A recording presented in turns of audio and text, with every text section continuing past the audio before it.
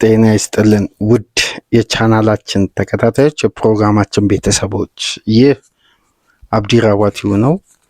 ፕሮግራማችንን ላይክ እያደረጋችሁ እንድታደምጡ ላይክ ስታደርጉ የዚህም ፕሮግራም ተደራሽነት ከፍ ስለምታደርጉ ላይክ እያደረጋችሁ በርካታ የእግር ኳስ አድማጮች ጋር እንዲደርስ እንዲረዳን እንግዲህ ላይክ እንድታደርጉ፣ አዲስ ከሆናችሁ ደግሞ ሰብስክራይብ በማድረግ ለዚህ የእግር ኳሳዊ ቻናል ቤተሰብ እንድትሆኑ በአክብሮት እየጋበዝን ይህንን ፕሮግራም ከሀገር ውጭ የምታደምጡ የቻናላችን ተከታታዮች በሱፐር ቻት፣ በሱፐር ስቲከር፣ በሱፐር ታንክስ ድጋፍ እንድታደርጉ በአክብሮት እየጋበዝን በዩኤፋ ሻምፒየንስ ሊግ ዛሬ ምሽት ማክሰኞ በርከት ያሉ ጨዋታዎች ይደረጋሉ። ከነዚህም መካከል ትልቅ ትኩረት የሳበው አሁንም ውዝግቡ የቀጠለው በውሳኔ በትችት በአስተያየት የተለያዩ ወቀሳዎችን በመላው ዓለም ሁለት ጎራ ከፍሎ እያወያየ የሚገኘው የመሐመድ ሳላ ጉዳይ ነው።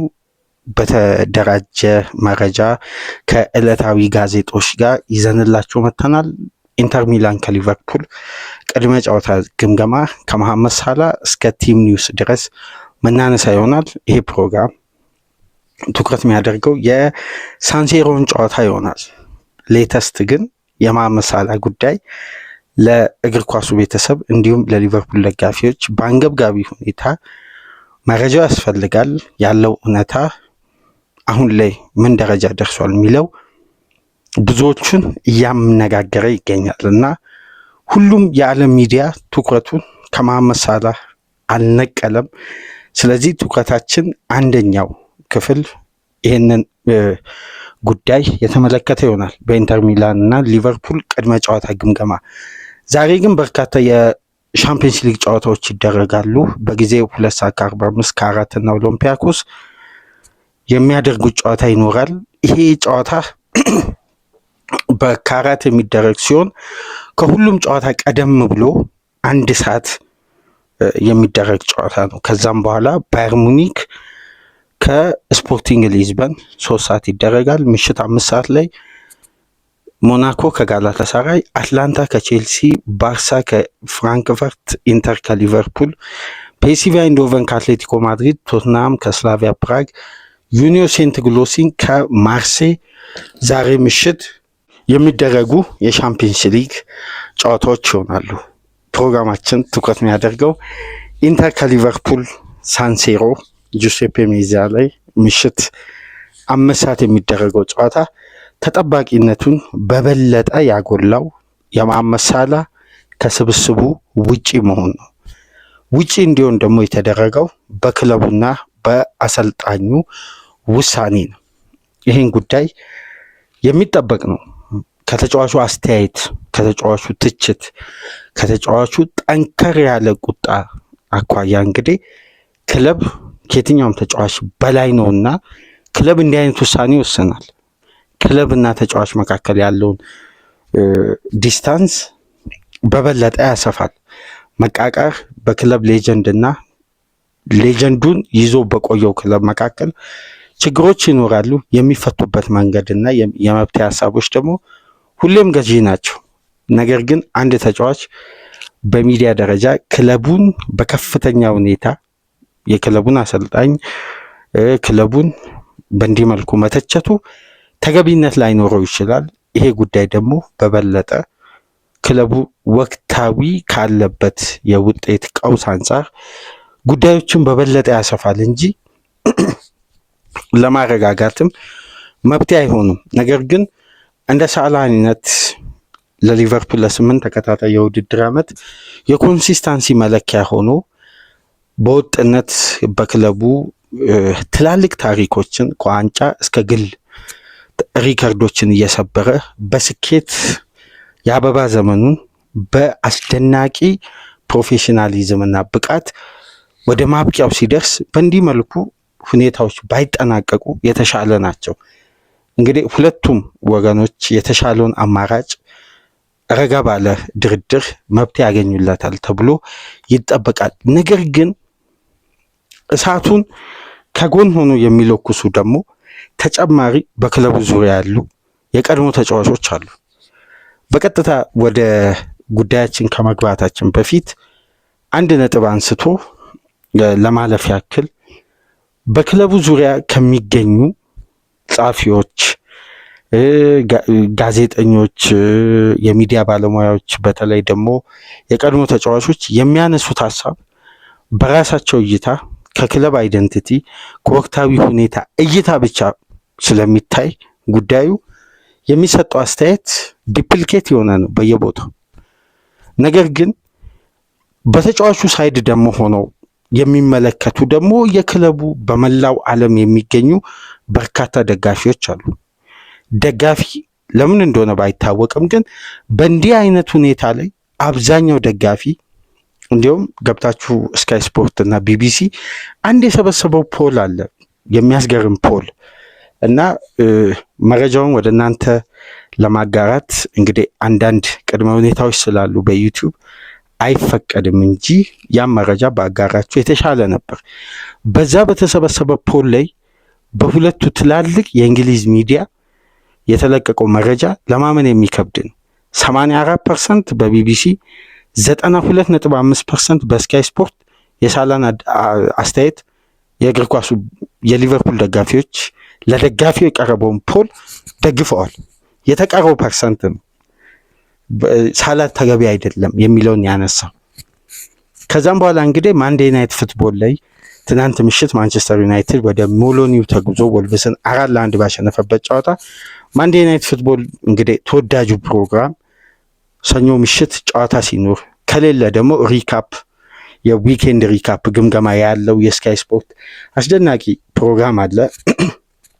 እዛ ላይ እንግዲህ ጂሚ ካራገር አንደኛው የፕሮግራሙ ተንታኝ ሆኖ ነው የሚቀርበው ሁሌ፣ ወይም ፍራይዴ ናይት ወይም ማንዴይ ናይት የጂሚ ካራገር ትንተና አለ እና ከሳላ አስተያየት በኋላ የዛሬ የሰኞን የትናንትና የሰኞን ዕለታዊ ጉዳይ ትኩረት እንዲስብ ካደረጉ ጉዳዮች መካከል ሰኞ ምሽት የእንግሊዝ ፕሪሚየር ሊግ ጨዋታ ካለ ከጨዋታው በፊት እረፍት ላይ በአንድ የሳምንቱ ትልቅ መነጋገሪያ አርዕስት ላይ ትንተና ይሰጣል።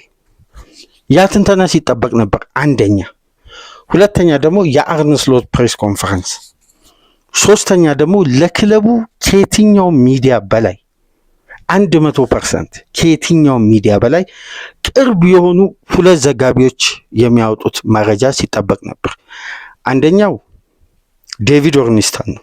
ያልተዛነፈ ትክክለኛው መረጃ ጠብ የማይል የሚሆነውን ምናልባት ከየትኛውም ሶርስ በላይ እርግጠኛ ሆኖ ወደ ሚዲያ ይዞ ራሱ መረጃውን ለማምጣት የሚያስተማምን ጋዜጠኛ አንደኛው የአትሌቲክሱ ዘጋቢና በሁለተኛ ደረጃ የማይክል ኤድዋርድ በጣም ወዳጅ የሆነ ለሊቨርፑል ከየትኛውም ዘጋቢ በላይ ውስጥ አዋቂ ሆኖ ረጅም ዓመት የቆየ የሊቨርፑልን ገበና ዴይ ቱ ዴይ ያሉትን ጉዳዮች ከስር መሰረት የሚያውቅ የኤድዋርድ የረጅም ዓመት ወዳጅ የሆነው ዘ ታይምስ ዘጋቢና ከዚህ በፊት በሊቨርፑል ቲቪ ሲሰራ የነበረው ፖል ጆይስን የሁለቱ ዘገባዎችን አካተናል። የፖል ጆይስን እንግዲህ በቻልነው አቅም ሳብስክሪፕሽኑን አልፈን ያገኘነውን ጽሁፎች በስክሪናችን ላይ ወደ እናንተ የምናደርስ ይሆናል። እነዚህ ሶስት ጉዳዮች ነበር ሰኞ ሲጠበቁ የነበሩት። ምንድን ነው ያለው እውነታ? የመጀመሪያው እንግዲህ የማንዴይ ናይት ፉትቦል የጂሚ ካራገር ምላሽ ነው። ሳላ ትክክል ላይሆን ይችላል፣ አይደለምም ብለንም እሺ ልንቀበል እንችላለን። ሳላ ግላዊ ስሜቱን አንጸባርቋል የሚለው ጉዳይ አብዛኛው የእግር ኳሱን ቤተሰብ ሊያስማማ ይችላል። ግን ግላዊ ጉዳዩን ወደ ሚዲያ እንዲያወጣ ያስገደደው ተጫዋቹ በሊቨርፑል ቤት በአግባቡ በማን ማኔጅመንት በኩል በአስተዳዳሪዎቹ በአሰልጣኞቹ ይሄ ሌጀንድ ትሪት ተደርጓል ወይ ነው። አሳማኝ በሆነ መልኩ አይደለም። እነዚህን የምንልበት ደግሞ ሁለት ምክንያቶች አሉ። አንደኛው ያለፈው ሳምንት ታስታውሳላችሁ ከዌስትሃሙ ጨዋታ በፊት ፕሬስ ኮንፈረንስ ላይ አርነ ስሎት አንድ ጉዳይ ሰጥተው ነበር። ሳላ ቤንች ሲሆን ቅሬታ ይሰማዋል። ይሄ ማንኛውም ተጫዋች የሚሰማው ነው። ሳላ ደግሞ ስፔክታክለር ተጫዋች ነው፣ ክላስ ነው፣ የሊቨርፑል ምስል ነው። በቀጣይ በ10 ቀናት 4 ጨዋታ ስለሚኖረን እንዲህ አይነት ክላስ ያላቸውን ተጫዋቾች ቆጥበ መጠቀም አለብን። ምክንያቱም በጉዳት ምክንያት ስኳዳችን ሳስቷል አሉ። እችን ቃል ያዙልኝ። አሰልጣኙ ሳላ ደስተኛ ነው ማለት ነው። ሲስተማቲካሊ ተጫዋቹን አሬንጅ አድርገ መጠቀም ስላለብን በሎድ ማኔጅመንት በኩል ተጫዋቹን አንጠቀምም፣ እየቆጠብን ነው የምንጠቀመው ክላስ ስለሆነ አሉ። ከዛም በኋላ በሳላ ቅሬታ በኩል ድጋሚ በጣም ቅር ብሎታል። ይህን ፊሊንግ በዓለም አቀፍ ደረጃ ያለ ተጫዋች ያውቋል። ግን አስፈላጊ ሆኖ ከተገኘ ሳላን የምንጠቀምበት የራሳችን የሆነ ማን ማኔጅመንት አለ። ይሄን ደግሞ የምናደርገው እንደ ጨዋታው ሂደት ነው። በየሁሉም ጨዋታ ሳላን መጠቀም ሲዝኑን ሙሉ እንዲህ አይነት ተጫዋችን በሙሉ ብቃት ለማግኘት ስለሚቸግር ፈታኝ ፊክስቸሮች ከፊት ለፊታችን ስላሉ አሉ። ደገሙት። ሳላ ግን አልተጫወተም፣ አንድም ደቂቃ አላገኘም። ተጫዋቹ ደስተኛ አልነበር። ስለዚህ ሳላ በሊቨርፑል ቤት በ8 ዓመት ቆይታው 3 ተከታታይ ጨዋታ ቤንች ሆኖ አያውቅም። ቤንች ሆኖ በማን ማኔጅመንት በኩል አንደኛ ክፍተት አለ፣ ሁለተኛ ይሄን ወርልድ ክላስ ተጫዋች ትሪት የተደረገበት መንገድ ተገቢ ስላልነበር ተጫዋቹ ያን ስሜት ያን ፊሊንግ ክለቡ ውጤት ባጣበት ሰዓት ወጥቶ መናገሩ ተገቢ ባይሆንም ግን ይሄ ግለት ውስጣዊ ያለውን ችግር ወጥቶ አጋለጠ። ስለዚህ ጉዳዮች በተጋጋለ ሁኔታ ከፋሉ። በሲዝኑ መጀመሪያ አካባቢ ታስታውሳላችሁ፣ ሳላ በአግዜ ትሬኒንግ ማዕከል ከጋሪ ሹታን ጋር የስካይ ስፖርቱ ዘጋቢ ጋር ቁጭ ብሎ አንድ ጉዳይ ሲመካከር ነበር። ማለት ኢንተርቪው ነበረው። የመጀመሪያ ሲዝን ከስሎት ጋር እንዴት ነበር የሚል ጥያቄ ቀረበለት ከጋሪ ሹታን። በጣም የሚያስደንቅ ቆይታ ነበረን። የመጀመሪያ ሚቲንጋችሁስ አለው። ሳላ ሳይጨርስ በመጀመሪያው ሚቲንጋችን ብዙ ነገር አወራን። ለ23 ደቂቃ አወራን። በካፍቴሪያ ውስጥ ነበርን። ሁለታችንም አጠገብ ቡና ነበር እና ስሎት አብዛኛውን ደቂቃ እኔ ማድመጥ መረጡ። ይሄ ደግሞ ፐርሰናሊ በሁለታችን መካከል ያለውን መግባባት የበለጠ አጠነከረ አለ። በጣም ትዝ የሚለኝ አስተያየት ነው። ከዛም በኋላ አሰልጣኙና አንተ መካከል ስለነበረው ሲስተም አውርታችሁ ነበር መጀመሪያ የሚል ከሹተን ጥያቄ ሲቀርብለት በደንብ ነው ያወራነው። የመከላከሉን ኃላፊነት ቀንስልኝ እንጂ በሲዝኑ ከኔ የማጥቃቱን ጉዳይ ከሚጠበቀው በላይ ታገኛለህ ብዬ ማረጋገጫ ሰጥቼ ነበር። ይሄ ጉዳይ በአመቱ መጨረሻ ፕሩፍ ሲሆን ክለቡም አሰልጣኙም ሁሉም በእኔ ደስተኛ ሆነው ኮንትራቴን አደስኩ አለ። ስለዚህ ሳላ በብቃቱ ነው ኮንትራቱን ያገኘው እንጂ ሌጀንድን ጠብቆ ለማቆየት የተደረገ ይሄ ሽኝትን ለማሳመር የተደረገ የ400,000 ፓውንድ የኮንትራት ጉዳይ አይደለም። አሰልጣኙ ሳያምኑበት አይደለም። ሪቻርድ ዩዝና ኤድዋርድም እነ ጁሊያን ዋርድም ሳያምኑበት የቪዲዮ አናሊሲስም ሳይቀበሉ አይደለም። አሳምኖ ነው የፈረሙ። ስለዚህ ሊቨርፑል ደግሞ ባለፈው ሳመር በደንብ ራሱን ሪአሬንጅ ለማድረግ ዳይናሚክሱን ለመጨመር ክላስ ያላቸውን ተጫዋቾች ወደ ስብስቡ አመጣ። ሲያመጣ የቡድኑ ሲስተም የግድ መቀየር ስላለበት ይሄ ሲስተም ሲታደስ መጀመሪያ ከአሰልጣኙ ጋር ከነበረው ስምምነት ጋር የሚጣረስ የሲስተም ክፍተት ተፈጠረ። ሳላ በዚህን ሰዓት የክለቡ ሌጀንድ መጠበቅ አልነበረበትም ወይ? በአግባቡ በተመሳሳይ ኢንቴንሲቲ ተጫዋት ማለት ላይቻል ይችላል። ግን ስለ ጌም ታይሙ ይሄ ተጫዋች ዋስትና ከአሰልጣኙ ሊሰጠው አይገባም ወይ? ባላወቅኩት ጉዳዮች መሀል ላይ ተቀየሩ። ከአሰልጣኙ ጋር ያለው መግባባት በአጠቃላይ ሪሌሽናችን ተቋረጠ ነው ያለው። ስለዚህ እዚህ ጋር በፈረሙ ተጫዋቾች መምጣት የተፈጠረው የሲስተም ለውጥ በቀጥታ ሳላን ተጽዕኖ ውስጥ ከቶታል። ይሄ ተጽዕኖ ደግሞ ተጫዋቹን ገለልተኛነት እንዲሰማው አድርጓል። ምክንያቱም ሊቨርፑል በተጠናቀቀው የውድድር ዓመት ከ60% በላይ የግብ ምንጭ የነበረው መሐመድ ሳላ ነው። በሊቨርፑል ድል ውስጥ የትኛውም ተጫዋች ከሳላ በፊት ሊነሳ አይችልም በዋንጫው ድል ላይ። ከ6 ወር በኋላ ግን ይሄ ተጫዋች በዚህ ደረጃ በክለቡ ሊያዝ አይገባም ነበር። ቢያንስ ማኔጅመንቱ ተጫዋቹ ክላስ ነው። ክላስ ደግሞ ሁሌም ከክለብ በላይ ላይሆን ይችላል፣ ግን ከተጫዋች በላይ ነው። ክላስ መቼም ከተጫዋች በላይ፣ ምክንያቱም ጨዋታ የሚያሸንፈው ክላስ እንጂ ዋንጫ የሚያሸንፈው ክላስ እንጂ ይሄ በቡድን ኦርጋናይዜሽን ውስጥ ነጥሮ መውጣት መቻል ነው ክላስ። ስለዚህ ይሄ ተጫዋች ቢያንስ የተገፋበት መንገድ ለተጫዋቹ ግልጽ መሆን አለበት። መገፋት ሳይሆን ትሪት መደረግ ያለበት መንገድ ግልጽ መሆን። ይሄ ጉዳይ እንግዲህ በውስጥ ለውስጥ ጭቅጭቁን በደንብ ተብላልቶ ወደ ሚዲያ ሳይወጣ ማስቀረት ይችል ነበር። ሳላ እንግዲህ ካለው ለክለቡ ፍቅር ካለው ተነሳሽነት ከሚያሳየው እያንዳንዱ ጉዳይ ተጫዋቹ እንግዲህ አለመፈለግ አይነት ስሜት ስለተሰማው ጉዳዩን ወደ ሚዲያ ይዞ ወጣ። የወጣበት ሰዓት ደግሞ የበለጠ ተጫዋቹን ደግሞ በሚዲያው በኩል ትችት እንዲያጋጥመው አድርጎታል። ምክንያቱም ቲሙ ውጤት ባጣበት ሰዓት እንዲህ ማለቱ ተገቢ አይደለም። ይሄ ማንንም ያስማማል፣ ግን ራስ ወዳጅ ሊያስብል አይችልም። ስለ ራሱ የገለጸው ክላስ ስለሆነ እንጂ ራስ ወዳጅነት አይደለም። እና ማንዴይ ናይት ፉትቦል ላይ ካራገር እንግዲህ ካለፈው ትችት ስል የሆነ ጦር የሆነ ትችት ነው ማታ ሳላ ላይ ሲያዘንብ ያደረው። ምናልባት ፕሮግራሙ ላልተመለከታችሁ ተቆራርጦ ተለቋል ዩቲዩብ ላይ፣ ስካይ ስፖርት ላይም ገብታችሁ ማየት ትችላላችሁ። ጥይት የሆነ ትችት ሳላ ላይ ሲያዘንብ ያደረው። እኔ በዚህ ደረጃ ካራገር ሊቨርፑል ቤት 1 ሚሊዮን ዋንጫ ይበላ ይመስላል። የሱ ክላስ የትኛው እንደሆነ ሳላን እንደዚህ እያብጠለጠለ ሲሰድብ ሲተች መመልከት በጣም የሚያሳዝን ነው። የካራገር ቴክኒክ የሊቨርፑል ማሊያን እኮ የሚያስለብስ አይደለም። ካራገርን የምታውቁት ታውቁታላችሁ። ፈርስት ተቹ ደጋፊ ውስጥ እኮ ነው ኳስ የሚመልሰው።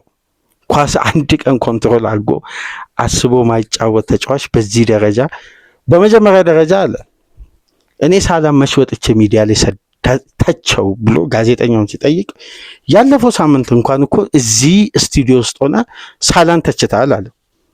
ተገቢ ሊሆን ይችላል፣ ግን ሳላ በ8 ዓመት ቆይታው ያደረገውን ነገር እናቃለን ብሎ ዘጋው። እናቃለን ብሎ ከዛም በኋላ ግን ክለቡን ለ4 ጊዜ በከባድ ወቅት የኔም ቡድን ባስ ውስጥ እሱ ራሱ ጥሎታል አለው። ባስ ውስጥ ጥሎታል የኔም ቡድን 4 ጊዜ፣ ከ4ቱ አንዱ የመጨረሻው ይሄ ነው።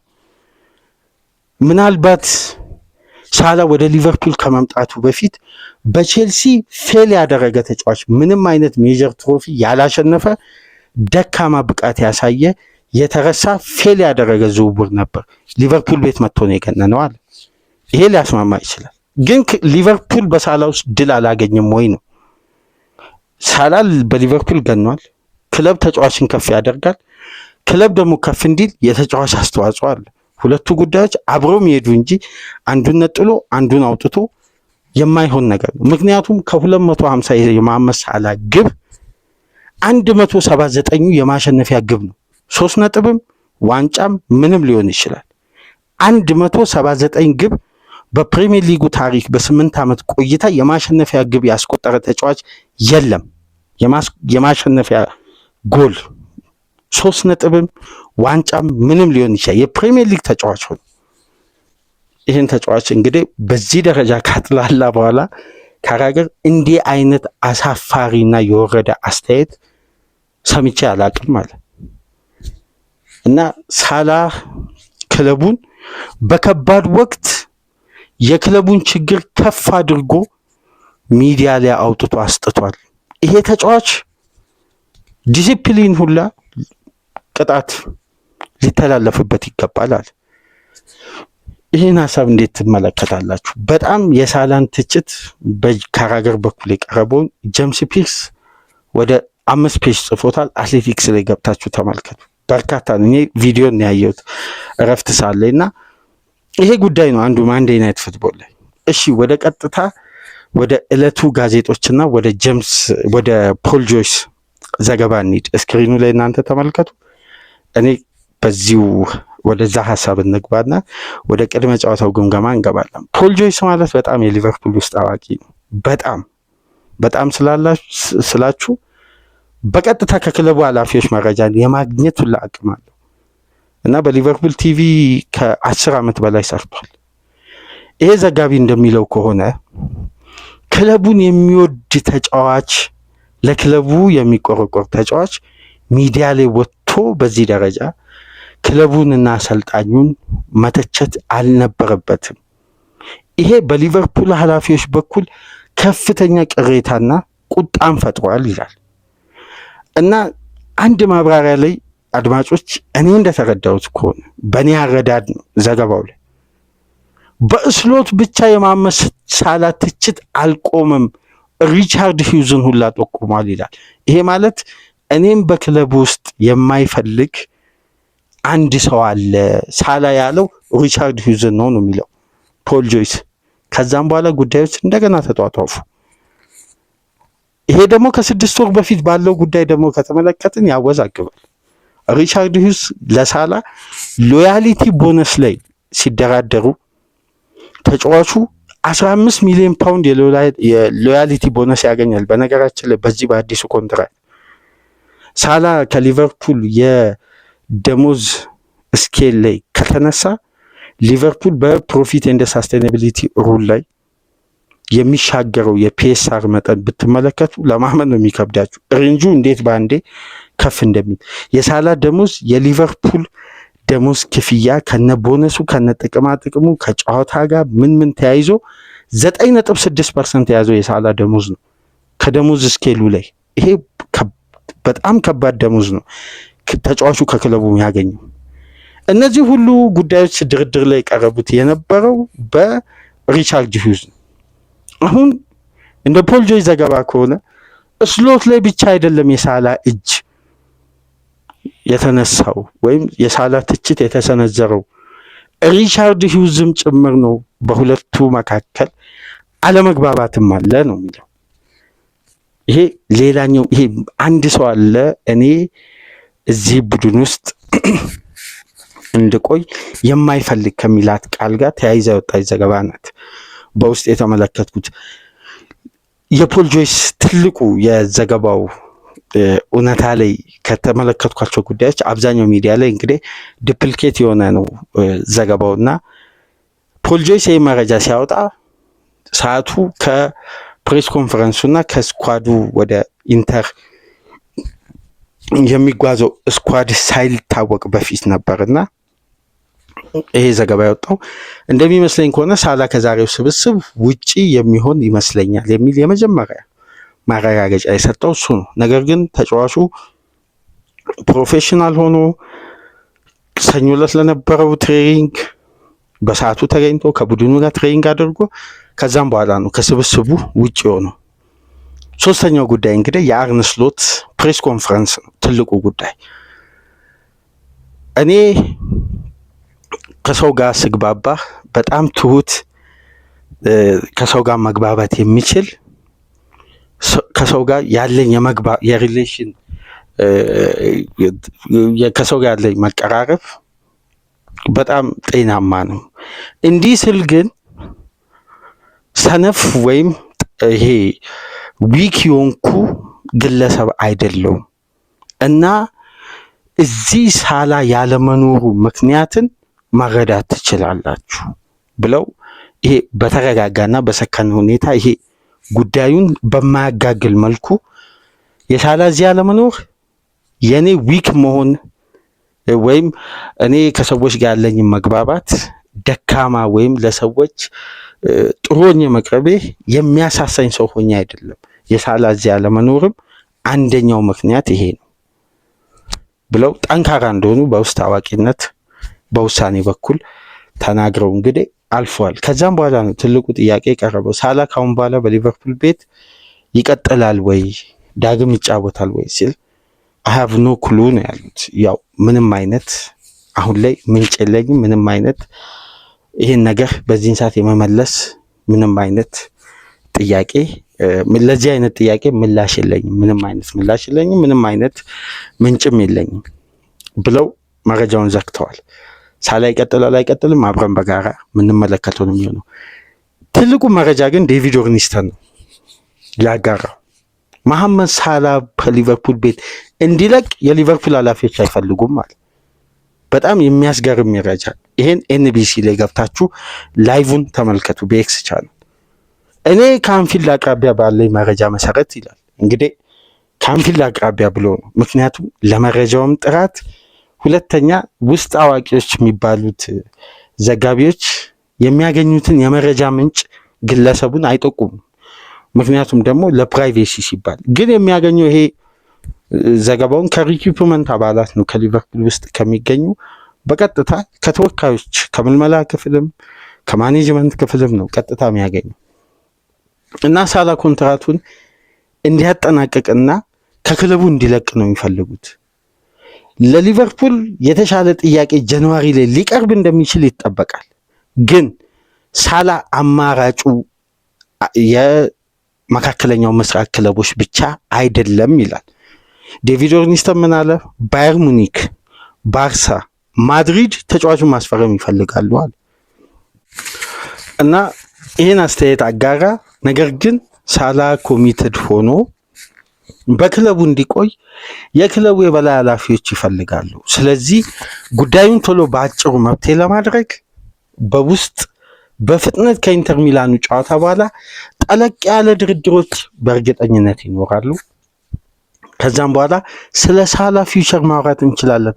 አሁን ግን የተጫዋቹ የመልቀቅ እድል ከመቆየቱ በላይ በጣም ዝቅተኛ ነው፣ አይለቅም የሚል መረጃ ነው ተጫዋቹ ዴቪድ ኦርኒስተን ደግሞ ያጋራው።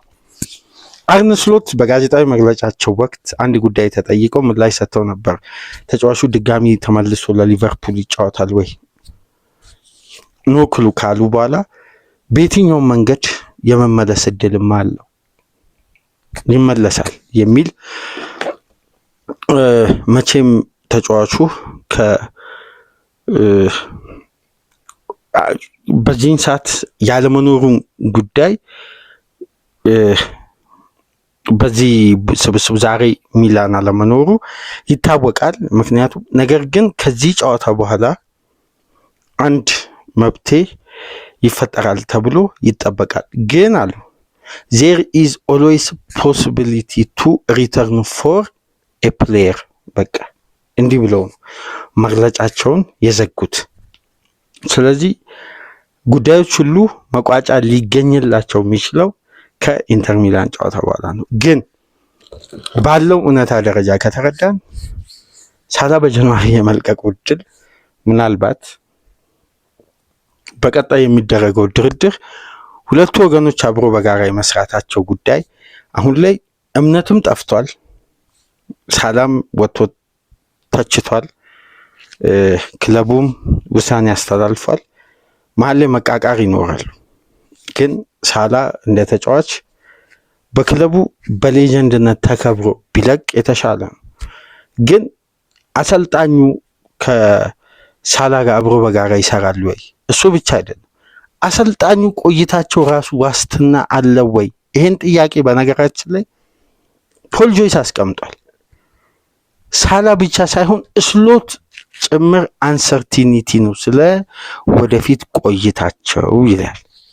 ይሄ ጉዳይ ደግሞ ሌላ መነጋገሪያ አርዕስት ይዞ መጥቷል።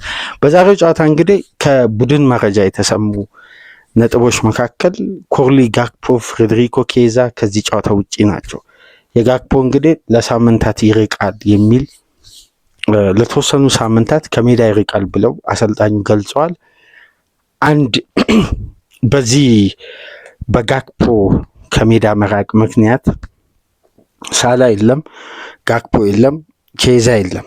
ሪዮ ኖጎሞሃ ነው የሶስቱ የፊት መስመር ተጫዋቾች ተጠባባቂ ሆኖ ወደ ሳንሴሮ ሄደው ወጣቷ የአካዳሚ ውጤትና አንድ ጉዳይ ላስታውሳችሁ።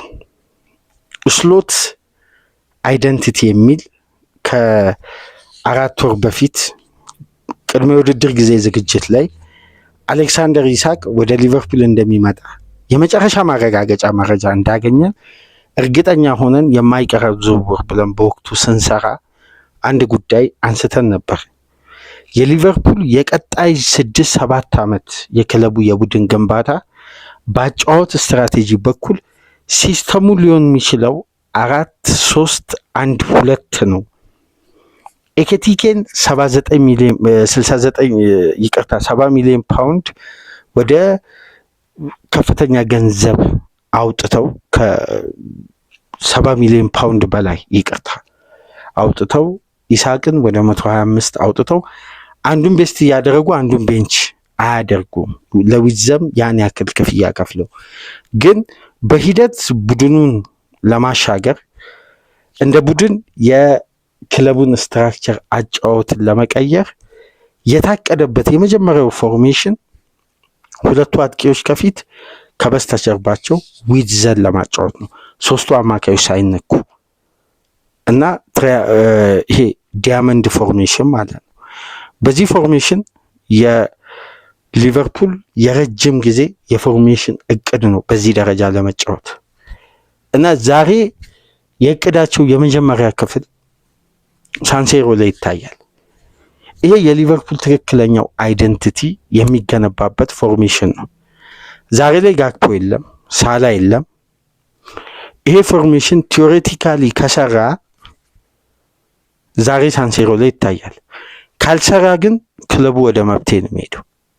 ከሳላ በፊት አሰልጣኙ ሊሰናበቱ ይችላሉ፣ ከሳላ በኋላም ሊሰናበቱ ይችላሉ። ግን የሳንሴሮ ውጤት ውጥረቱንም ማርገብ ይችላል፣ ውጥረቱንም ከፍ ማድረግ ይችላል። አሁን የተለያየው ሁለት ጎራ የለየው የሚዲያ ከዛም ከዚህም ትችት ወደ አንደኛው ወገን ሊሰበስብ ይችላል። ሊሰበስብ የሚችለው በውጤቱ ነው። ውጤት ከተገኘ ስሎት ትክክል ናቸው፣ ወደ አንደኛው ጎራ ሁሉም ይሄዳል። ውጤት ከጠፋ ልክ ነው፣ ሳላ ተገቢ ነው ያነሳው፣ ወደ ሳላ ይገለበጣል። ስለዚህ ውጥረቱ በሁለቱም በኩል ለክለቡ ነው። ነገር ግን ውጤት ውስጥ ውጥረት ሲኖር መብቴው በፍጥነት ይገኛል። ሳላ ግን ከቡድን በላይ አይደለም። ነገር ግን ሳላ ሌጀንድ ነው። ራሱን ማስቀደሙ ስህተት ነው። ተጫዋቾች፣ የቡድን ጓደኞቹ ሁሉንም እንደ ጋራ የቡድን እንትንም እያሰበ ነበር አስተያየት ሲሰጥ የነበረው፣ ግን የራሱን ጉዳይ አስቀድሟል። ይሄ ጉዳይ ነው ምናልባት ተጫዋቹን በሚዲያው በኩል ያስታቸው። ነገር ግን የቀድሞ ጓደኞቹ ከክለቡ የለቀቁት ጂኒ ዋይናልደምም ዳያን ሎቭረንም የሚያስገርም ነው። በኤክስ ገጽ ላይ ያው ሎቭረን በጣም ጓደኛው እንደሆነ ይታወቃል። ለሳላ የተለየ የኢሞጂ ምልክት እያደረጉ ከጎና አለን አይነት እንትን እየጻፉ ነው የሚገኙትና አሁን ጉዳዩ እንግዲህ ሳላን ከስብስብ ውጪ በማድረግ በበለጠ እሳቱ ተቀጣጥሏል። የብራይተን ጨዋታ ከነ ቤተሰቦቹ አንፊልድ ተገኝቶ ወደ አፍሪካ ዋንጫ ለመሄድ እሰናበታለሁ ነው ያለው። ከዛ በፊት ግን ከኢንተር ሚላን ጨዋታ በኋላ የሊቨርፑል ኃላፊዎች አሰልጣኙ ከነ ስብስቡ ሮብ ጠዋት ወደ ሊቨርፑል ሲመለሱ በቀጥታ ሚቲንግ ይኖራል። ያኔ ጉዳዮች ሁሉ መቋጫ በፍጥነት ይገኝላቸዋል ተብሎ ይጠበቃል። ሳላ ምንም አይነት የዲስፕሊን ቅጣትም አይጣልበትም። የክለቡ አይከን ስለሆነ ይሄ ጉዳይ በተለያዩ ዘጋቢዎች ተረጋግጧል። ነገር ግን ከትናንት በነበረን የመረጃ ሰዓታችን ላይ አነሳለሁ ብዬ በመሀል በመረጃ መደራረብ ምክንያት ያለፍኩት ጉዳይ አለ። ይህን አደጋ ከፍ የሚያደርግ ከባድ ኢንተርቪው ሳላ ኢንቫይት ተደርጓል። ኢንቪቴሽኑ ደግሞ የቀረበበት ወቅት ምናልባት ከባድ ወቅት ነው። ፒርስ ሞርጋን ለመሐመድ ሳላ ኦፊሻሊ የኢንተርቪው ኢንቪቴሽን አቅርቧል። ይሄ መረጃ አግኝተናል። በነገራችን ላይ ልክ እንደ ሮናልዶ ኢንተርቪው ማለት ፒርስ ሞርጋን ለመሐመድ ሳላ ኢንቪቴሽን አቅርቧል። ፕሮግራሙም የሚሆነው ደግሞ የፈረንጆቹ አዲሱ ዓመት ላይ ነው። አዲሱ ዓመት ላይ ደግሞ ይሄ ኢንተርቪው ሲደረግ የሊቨርፑል ውጤት በዛን ሰዓት ምን አይነት ሊሆን ይችላል አይታወቅም። ይሄ ኢንተርቪው የሚደረገው ጃንዋሪ ላይ ነው። ሳላ ሊቨርፑልን ለቀው ከሆነ በሊቨርፑል ቤት ከባድ እሳት ሊያስነሳ የሚችል ከባድ መግለጫ ሊሰጥ ይችላል በዛ ፕሮግራም። ፒርስ ሞርጋን እንደምታውቁት የአርሴናል ደጋፊ ነው፣ የክርስቲያኖ ሮናልዶ አድናቂ ነው። ያለው የኢንተርቪው ኳሊቲ በዓለማችን ከሚደነቁ ምርጥ ጋዜጠኞች መካከል አንዱ ነው። የሱ ፕሮግራም ያስቀናል ለሚያየው ለተከታታዩ አይደለም በእግር ኳሱ በፖለቲካውም በማህበራዊ የሚጋብዛቸው ሰዎችና የሚያደርገው ኢንተርቪው በጣም ጥራት ያለው ከጥራትም በላይ ነው፣ ደስ የሚል እና እዛ ፕሮግራም ላይ ኦፊሻሊ ሳላ ኢንቪቴሽን ቀርቦለታል። ይቀበል አይቀበል እስካሁን የተረጋገጠ ነገር የለም፣ ግን ፒርስ ሞርጋን ላይ ሳላ መቅረቡ አይቀርም። የሚቀርበው ደግሞ በፈረንጆቹ አዲስ ዓመት ነው። ይሄ ጉዳይ አፍሪካ ዋንጫ አለ፣ ልክ ነው፣ ግን የአፍሪካ ዋንጫ ካለቀ በኋላ ይሄ ጉዳይ የሚቀርበውና ዝውውሩ ከተደረገ ሳላ አንድ የሚያፈነዳው ሚስጥር ይኖራል። ያ ኢንተርቪው ኢንቫይት ተደርጎ ማየት ከባድ ነው። ኤክስ ገጽ ላይ ገብታችሁ ተመልከቱ። ስለ ኢንቪቴሽኑ ምኑ በደንብ አለ። ፒርስ ሞርጋን ኦፊሻል ፔጅ ላይ ገብታችሁ ማመልከት ትችላላችሁና ይሄ ጉዳይ እንግዲህ ውጥረቱ ተባብሷል። ሳላ ከስብስቡ ውጭ ሆኗል። ስሎት ከቀናቸው እሰየው፣ ካልቀናቸው ግን ከሳላ በፊት እሳቸው እንዳይቀድሙ ከአንፊልድ ያ ነው የሚያሰጋው። ይሄ ከባድ ነው። እሳቸው በስራቸው ላይ ይሄ ምንድን ነው የዛፍ ላይ እንቅልፍ ላይ ነው ያሉት። እንደውም ይሄ በቅርቡ አንድ ኮሜንት ተመልክቼ ነበር በእኛ ቻናል ላይ ይባረራል ካልክ አንድ ወር እኔ አይደለሁም የሊቨርፑል ስራ አስኪያጅ ሪቻርድ ሂውዝን እና ኤድዋርድን ኢሜይላቸው አሉን፣ ኢሜይላቸውን በውስጥ መስመር እንልክላቸዋለን፣ ኢሜይል አድርጉላቸው መች ነው የሚባረረው ብላችሁ።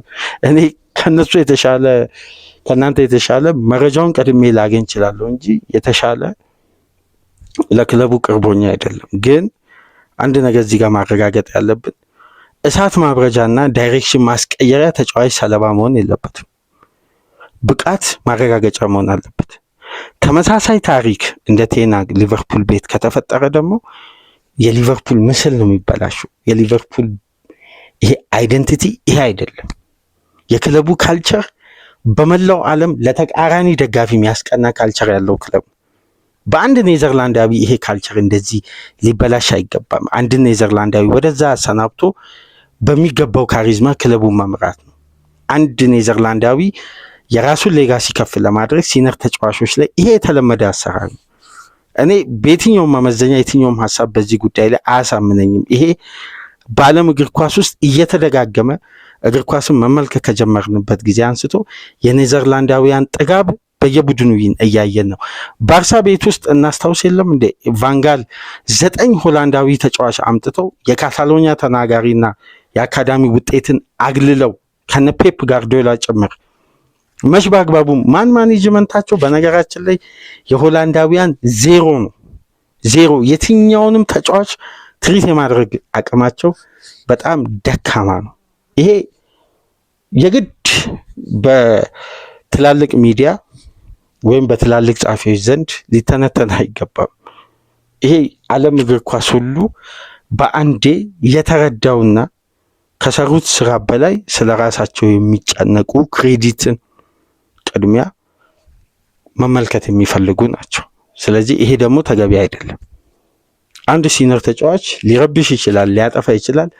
በተጫዋቹ ደረጃ ይሄ ነገር እርምጃ ሊወሰድ ይችላል እንጂ የክለቡ ካልቸር አይደንቲቲ እስከሚበላሽ ድረስ አንድ ውጤት ሪትም፣ የማሸነፊያ መንገድ፣ ካራክተሩ፣ ክለቡ የሚቀርብበት የጨዋታ ስታይል እስኪጠፋ ድረስ ቀውስ ውስጥ ማስገባትም ይሄ ለማቃናት የጊዜውን መጠን ከፍ ያደርጋል እና በቅርቡ እንግዲህ አንዳንድ ጉዳዮች የምናደምጥ ይሆናል። ዛሬ ምሽት ኢንተር ሚላን ከሊቨርፑል ሳንሴሮ ላይ የሚያደርጉት ጨዋታ በሳላ ውዝግብ፣ በስሎት አስተያየት፣ በካራገር ትችት፣ በሚዲያው ጫጫታ እንግዲህ በእንዲህ መልኩ ነው ሰኞ እስከ ንጋት ድረስ እስከ ማክሰኞ የወጡ መረጃዎች ይህን ይመስላሉ። ላይክ፣ ሼር፣ ሰብስክራይብ ማድረጋችሁ እንዳትረሱ። ከሀገር ውጭ የምታደምጡ በሱፐር ስቲከር፣ በሱፐር ቻት፣ በሱፐር ታንክስ ድጋፍ አድርጉ። በውጤቶችና በነገር ቅድመ ጨዋታ ግምገማዎች ወደ እናንተ ሮብ ነጋት እንገናኛለን። ሰላም ቆዩ።